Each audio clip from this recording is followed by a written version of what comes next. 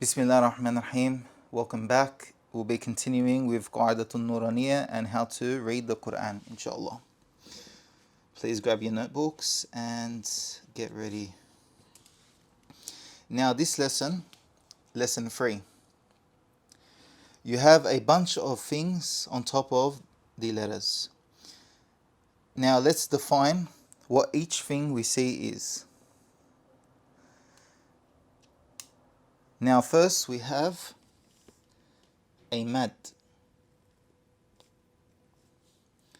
I'll draw it in red as it's seen here.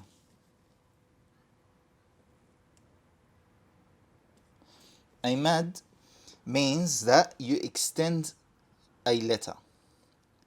Alright, now before I continue, let me say that these letters that you see here have a special rule.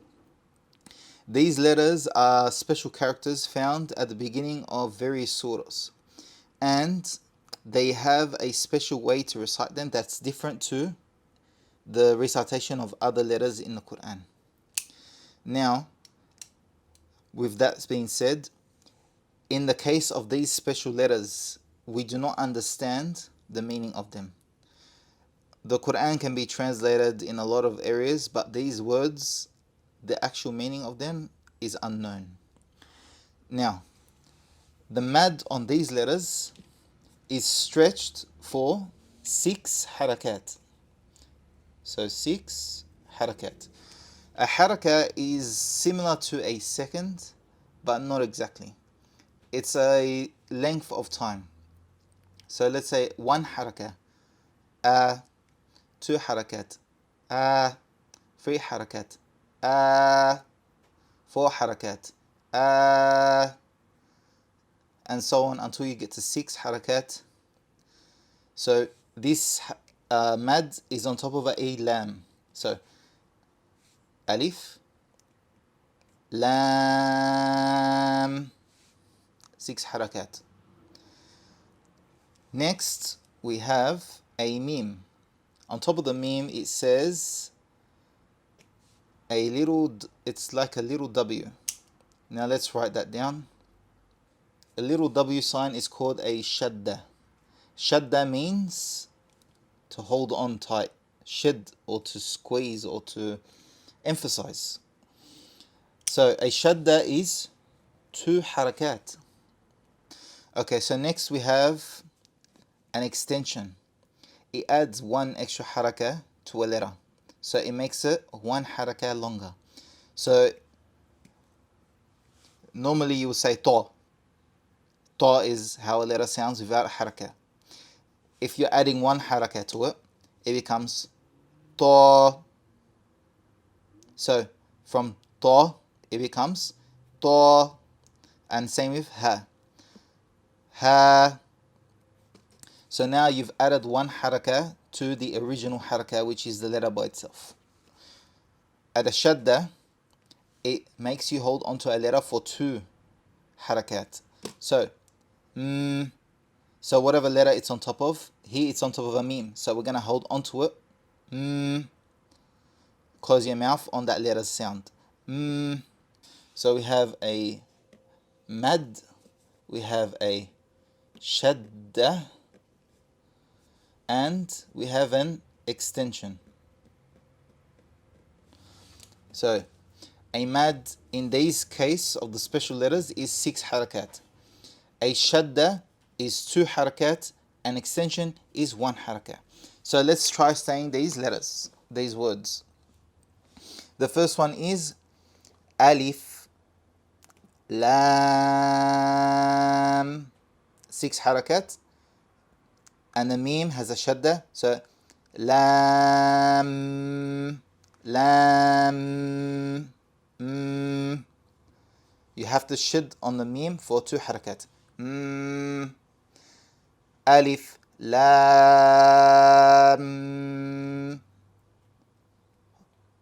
and then you have to say mim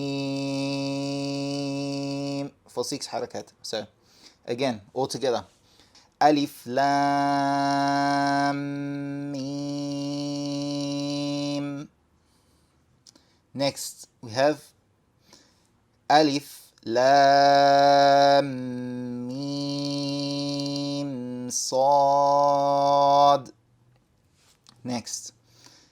Alif lam ra. Next. Alif lam mim ra. Next. Kaf ha ya ayn sad. Next we have Taha. Next is Tasim mim. Next we have Tasin. Next Yasin. Next Sad. Next Hamim. Next Hamim Ain Sin Qaf. Next Qaf. Next Noon. Then last we have Alif Lam Mim Allahu. I realized that I forgot to explain the last haraka. So it's written here. If you say this, it looks like a little sod. If you say this, it can cancel out the letter if you're reading from the word before and you don't stop. So Alif Lam Mim Allahu. You're skipping the alif and you're going straight to the lam. Why? Because it has this on the alif. It basically cancels out a letter. So skip if continuing. Basically, you skip the letter if you're continuing from the previous word. So if I'm going straight from and I'm not taking a breath and I'm not stopping. If I was to stop, you'll pronounce the alif. So let's say I said each word separately.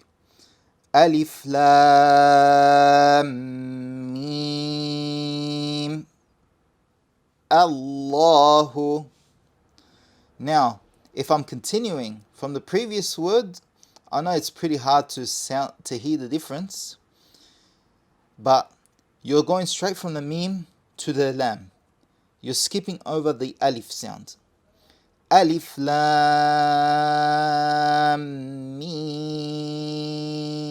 Allahu. I didn't say it properly. Mim Allahu. So you say Mim Allah, Mimal, Mimal, Mimal, Mimal. You're going straight to the lam. You're skipping the alif. So this says Allahu. But if you're going from the mim, you say Mim Allahu. It's hard to understand it here. But as you go on, you'll see it in work in other places. And it'll make more sense. I know it's very hard for me to explain this point. You probably can't understand the way I'm saying it, or maybe you did understand. But with this example, it's kind of hard to see it in practice.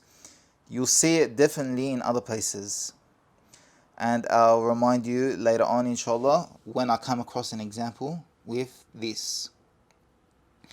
So, inshallah, please practice these letters. Now, these ones, as I've said them basically, ignoring my mistakes, these are complete words that are in the Quran and they're read just as they are. No extra things to learn about them. Basically, this is it. You read them, that's how they sound. And it's good to practice with a Qari, a reciter of the Quran. My personal favorite to listen to is someone like Mishari al-Afasi, Mishari Rashid al-Afasi. I like his recitation, and it's very clear and easy to follow along with. Okay, inshallah, that's basically the end of the third lesson. I'll see you inshallah in the next lesson.